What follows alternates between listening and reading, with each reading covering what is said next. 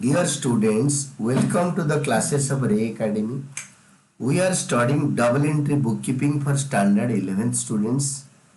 Presently we are studying the chapter accounting procedure और इसमें हम पढ़ते हैं concept rules of debit and credit.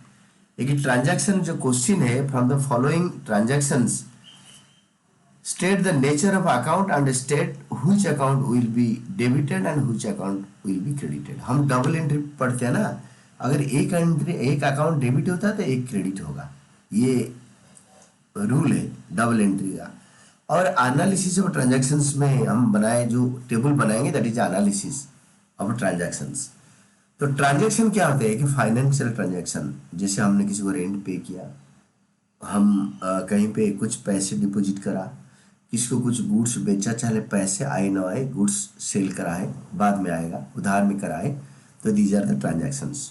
सबसे पहला ट्रांजैक्शन है Mohan started business with a cash 1 lakh. तो Mohan, I have written Mannu, Mohan या Mannu started business with cash. No, it is Mannu started business with cash, not Mohan. Mannu started business with cash 1 lakh.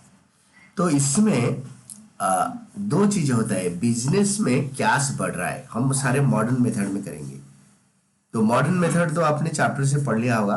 Increase in asset is debited, क्योंकि जब Manu business start करेगा तो account involve होगा. पहला cash increase हो रहा है, increase in asset is debited. Cash is asset account, asset increase होता है तो डेबिट होगा. दूसरा अकाउंट इन्वॉल्व होगा कैश एंड कैपिटल.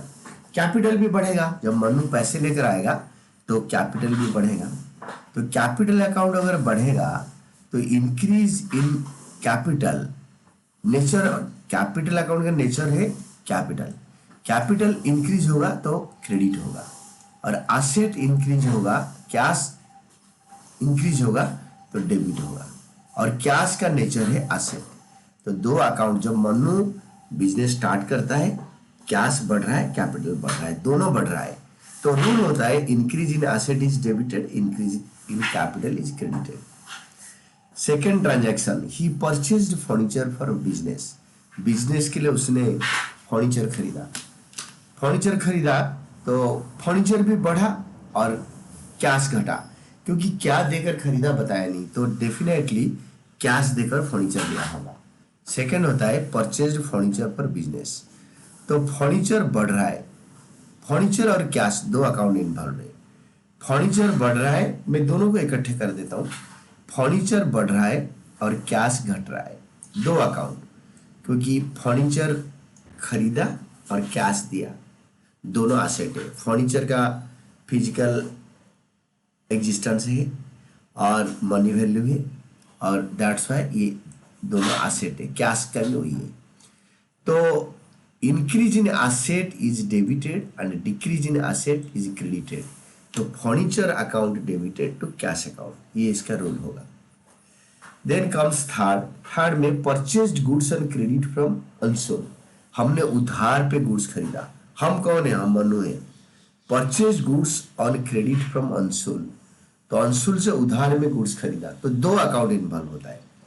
एक होता है परचेजेस अकाउंट और दूसरा होता है अनसोल्ड अकाउंट. तो परचेज होता है आपके खर्चा, नेचर ऑफ अकाउंट परचेज का खर्चा. तो इंक्रीज इन खर्चा इज डेबिटेड, इंक्रीज इन खर्चा is debited, and increase in उधारी इज क्रेडिटेड, इंक्रीज इन उधारी इज क्रेडिटेड. तो ये लायबिलिटी अकाउंट है क्रेडिटर, क्योंकि हम अनसोल्ड को पैसे न देकर उससे गुड्स ले लिया. तो एक अकाउंट एक्सपेंडिचर अकाउंट है जो कि इंक्रीज हो रहा है, तो increase in expenditure is debited. Creditor भी बढ़ रहा है हमारा, ये लायबिलिटी अकाउंट है, increase in liability credited. Then fourth आपके हैं paid to his creditor unsold. हम क्रेडिटर अनसोल्ड को पैसे दिया, तो एक क्रेडिटर इन्वॉल्व है, एक कैश इन्वॉल्व है. Paid to his creditor unsold, तो इसमें दो चीजें इन्वॉल्व है, मैं दोनों आपको इकट्ठे करा देता हूँ. क्रेडिटर अनसोल्ड हमारा क्रेडिटर था, ये देखो अनसोल्ड हमारा क्रेडिटर था. क्रेडिटर इज ए लायबिलिटी, तो क्रेडिटर इज ए लायबिलिटी, और हम उसको कैश दे रहे हैं, तो कैश एसेट. तो हमारा लाइबिलिटी घट रहा है, decrease in liability is debited and cash also decrease हो रहा है, decrease in asset is credited. 5 rule है, पांचों रूल में एक लाइबिलिटी का रूल लगा दो, decrease in liability is debited and decrease in asset is credited. Fifth देखो paid salary to his clerk को, जो मन्नू का हमारा क्लर्क को हमने सैलरी पे करा। सैलरी एक खर्चा होता है, पेड सैलरी टू क्लर्क। तो सैलरी और कैश दो चीजें आता है, दो अकाउंट। सैलरी एक खर्चा अकाउंट होता है और सैलरी हमारा बढ़ गया, एक्सपेंडिचर बढ़ गया, increase in expense is debited and cash घट गया, decrease in cash is credited. जब पहले हुआ था वही होगा, decrease in cash is credited. मैं नीचे वाले लाइन में लिख देता हूँ, सैलरी बढ़ गया, increase in expenditure is debited, cash हमारा असेट है, decrease in cash is credited. This is done. Then sixth, छठा है पेड रेंट। रेंट हमारा खर्चा है सैलरी टाइप का, तो रेंट हमारा एक्सपेंस है, डिक्रीज इंक्रीज इन हो रहा है क्योंकि हम पे कर रहे हैं ना, increase in rent is an expenditure and increase in rent is debited and decrease in cash. हम कैसे पे करेंगे, बोला नहीं चेक में पेमेंट करा, बैंक से पेमेंट करा, डेफिनेटली कैश। तो decrease in cash is credited, यानी decrease in asset is credited, decrease in asset is credited. तो दोनों रूल, हर एक ट्रांजैक्शन में दो अकाउंट इन्वॉल्व होता है। मोर देन दो अगर इन्वॉल्व होता है तो उसको बोलते हैं compound entry. Equal amount debit होता है, इक्वल अमाउंट क्रेडिट होता है। उसको हम जर्नल करने के टाइम पे बहुत अच्छी तरह डिस्कस कर लेंगे। देन सिक्स्थ के बाद सेवेंथ, रिसीव्ड इंटरेस्ट। हमें ब्याज मिला, कमाई हो रहा है, हमें इंटरेस्ट मिल रहा है, तो रिसीव्ड इंटरेस्ट तो हमारा बताया नहीं कि चेक में मिला या कैश में मिला, तो कैश में मिला।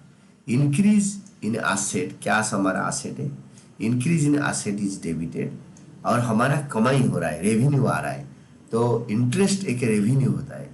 तो कैश और इंटरेस्ट दो अकाउंट इन्वॉल्व होता है। इंटरेस्ट हमारा रेवेन्यू है, increase in revenue is credited. ये दोनों इनफैक्ट इंक्रीज हो रहा है, increase in asset is debited, increase in interest और increase in revenue is credited. These are all about this question and आप उसको बार बार ध्यान से क्वेश्चन पढ़ो, बुक का थ्योरी पढ़ो और इसको कीप ऑन डूइंग, इस क्वेश्चन को करते रहो। This is all about your answer.